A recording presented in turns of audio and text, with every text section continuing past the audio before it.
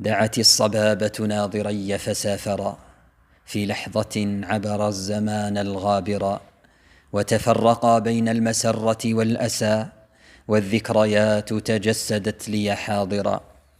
رأت العيون حقيقة فيما رأت، رغم الجفون المطبقات مناظرا، ذكرى لذكرى قد تراءت سابقا، لم أدر فيها أولا أو آخرا.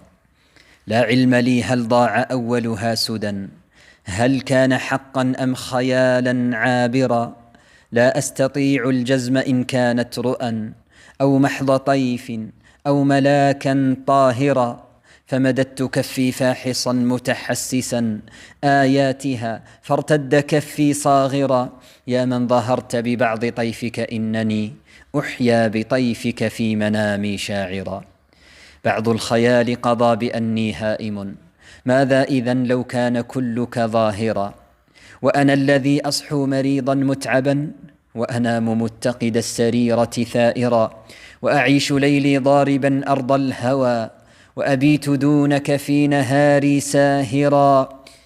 وبحثت بين الخلق عنك فلم أجد أثرا ولا طللا بذكرك عامرا.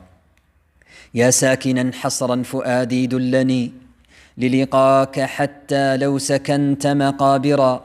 كم عشت بين العالمين هنا، وكم كبدا فلقت، وكم سلبت سرائرا. ماذا عليك لو انكشفت ليقظتي، ووصلت بين الجانبين معابرا. ماذا عليك لو انكشفت تعاطفا، ما دمت محتملا فراقك صابرا.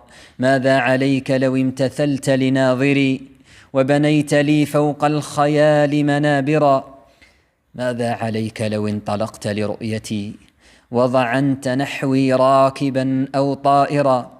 ماذا علي لو أن روحي فارقت جسدي، وجئتك يا خيال مبادرا.